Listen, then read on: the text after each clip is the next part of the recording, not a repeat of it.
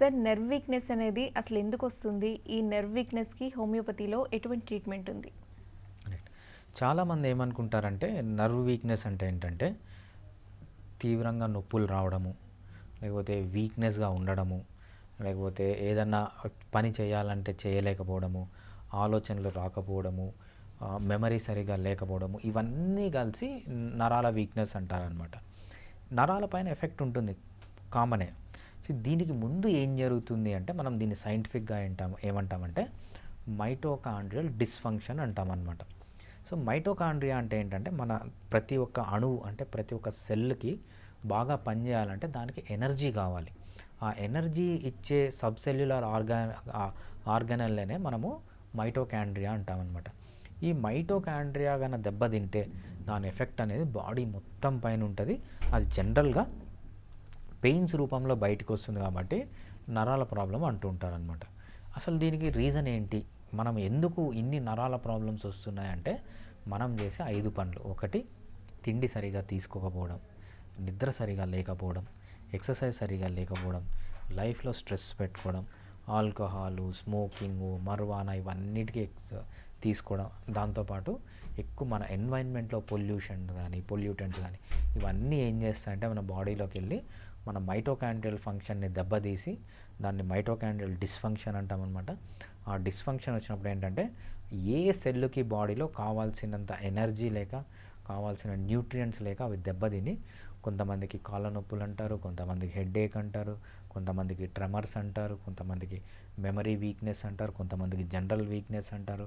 ఒక్కొక్కరు ఒక్కొక్క పేరుతో దాన్ని పిలుస్తూ ఉంటారు. ఓకే. సో దీని సింప్టమ్స్ ఎలా ఉంటాయండి? రైట్. మామూలుగా మనం చూసేది ఏంటంటే సివియర్ వీక్నెస్. వీక్నెస్ అంటే ఎలా ఉంటుందంటే పొద్దున్న లేచినప్పుడు లేయబుద్ధి కాకపోవడం, ఏదైనా ఆఫీస్కి వెళ్తే వెంటనే ఆకలి వేయడము, ఆకలి అంటే తిండి తినకుండా ఒక 2 నిమిషాలు కూడా ఉండలేకపోవడం. ఇప్పుడు మొన్న నేను ఒక కాలేజ్కి వెళ్ళాను అనమాట. ఆ కాలేజ్లో స్టూడెంట్స్ని చూస్తే అసలు మేము కాలేజ్లో ఉన్నప్పుడు స్టూడెంట్స్కి వీళ్ళకి సంబంధమే లేదు అసలు. మేము కాలేజ్లో ఉన్నప్పుడు పొద్దున కానీ కాలేజ్కి వెళ్తే తిండి గురించి అసలు ఎవ్వడూ మాట్లాడేవాడు కాదు. తిండి అంటే మధ్యాహ్నము పొయ్యి లంచ్లో తిని వచ్చేసేవాళ్ళం అంతే. ఇప్పుడు కాలేజ్ వాళ్ళు ఎలా ఉన్నారంటే పొద్దున లేచినప్పటి నుంచి ఫర్ ఎగ్జాంపుల్ మధ్యాహ్నం వరకు మధ్యాహ్నం ఏం తినాలి, ఎక్కడ తినాలి అంటే 24 అవర్స్ తిండి గోల తప్పితే ఇంకో గోల లేదనమాట. ఎప్పుడైతే ఇంత ఎక్సెసివ్గా తింటూ ఉంటారో ఇవన్నీ ఏంటంటే మైటోకాండ్రియల్ డిస్ఫంక్షన్. ఎంత మైటోకాండ్రియల్ డిస్ఫంక్షన్ ఉంటే అంత ఆకలి వేయడం, వీళ్ళకి రిపీటెడ్గా తినడము, ఎంత తిన్నా మళ్ళీ వీక్నెస్గా ఉండడము, అసలు ఇక్కడి నుంచి 1 కిలోమీటర్ నడవలేకపోవడము, కాళ్ళు పట్టేయడము, చేతులు పట్టేయడము, అసలు కొంతమంది అయితే మధ్యాహ్నం కంపల్సరీ మేము పడుకోవాలి అంటున్నారు. మధ్యాహ్నం పడుకోకపోతే ఆ రోజంతా ఇంకా ఎట్లోనో ఉండడం. సో ఏవైతే వీక్నెస్ అంటుంటారో ఈ సిమ్టమ్స్ అన్నీ మనకు ఈ నర్వ్స్ వీక్నెస్. కొంతమందికి బాగా ట్రెమర్స్ రావడము, అసలు బలం ఉండలేకపోవడము, ఏదన్నా ఇంట్లో ఉన్న వస్తువులు కూడా తీసి పెట్టలేకపోవడం, ఇవన్నీ మనకు మైటోకాండ్రియల్ డిస్ఫంక్షన్కి సిమ్టమ్స్ అన్నమాట. సో ఆల్రెడీ ఉన్న వాళ్ళకి తగ్గించుకోవాలి అనుకున్నప్పుడు హోమియోపతిలో ఏ విధమైన ట్రీట్మెంట్ ఉంటుంది? రైట్. ఈ మైటోకాండ్రియల్ డిస్ఫంక్షన్ అనేది ఒక మెడిసిన్ ద్వారానే అలా కాదు.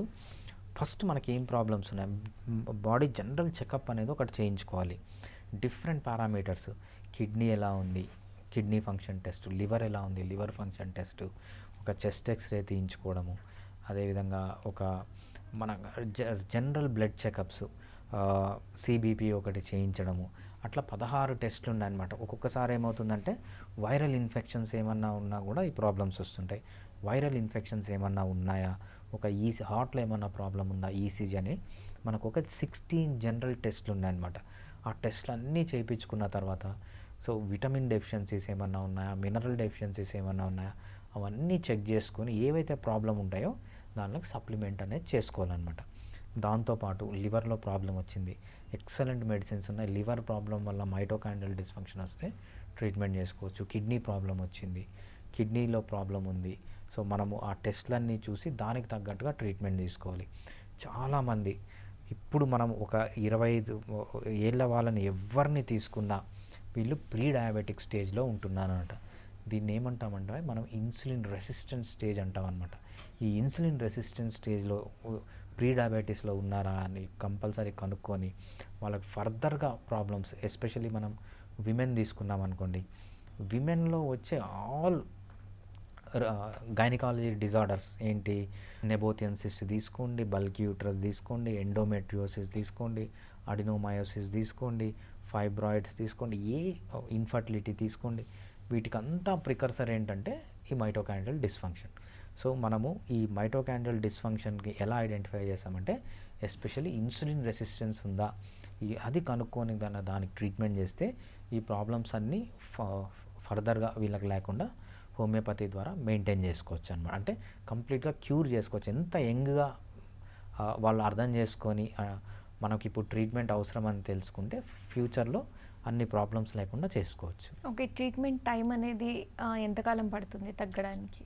ఎటువంటి వాళ్ళకన్నా మైటోకాండ్రియల్ డిస్ఫంక్షన్ ఉంటే మేబీ 60-70 ఇయర్స్ వాళ్ళకి మేబీ 1 year పట్టచ్చు.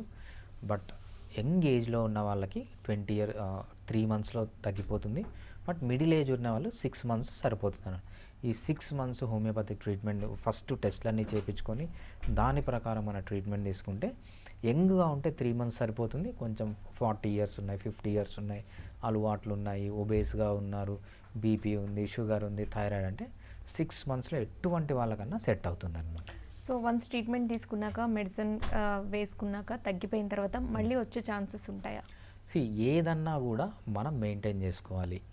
ఇప్పుడున్న టెక్నాలజీ, ఇప్పుడున్న అడ్వాన్స్డ్ సైన్స్ ప్రకారం మనిషి 120 years ప్రతి ఒక్కడు బతుకుతాడు. ఇంకొక 10 yearsలో మనకేమవుతుందంటే మనిషికి చావు అనేది ఉండదన్నమాట. సో అంత అడ్వాన్స్డ్ మెడిసిన్స్, అంత అడ్వాన్స్డ్ టెక్నాలజీ వస్తుంది. ఎవరైతే ఇంకా 10 years బతుకుంటారో వాళ్ళకు నో డెత్ అనమాట. మేబీ మీరు నేను ఒక 50,000 సంవత్సరాలు లేకపోతే 1000 సంవత్సరాల తర్వాత మళ్ళీ కలవచ్చు అనమాట. సో ఇంకా 10 years ఎవరైతే బతుకుంటారో వాళ్ళకు చావు అనేది లేదు. అంత అడ్వాన్స్డ్ టెక్నాలజీ ఆల్రెడీ వస్తుంది. సో ఈ ఏఐతో ఏంటంటే అది ఇంకా స్పీడప్ అవుతుంది అనమాట. ఇప్పుడు పుట్టిన పిల్లలు ఎవరు, there is no death for them, they will live for ever.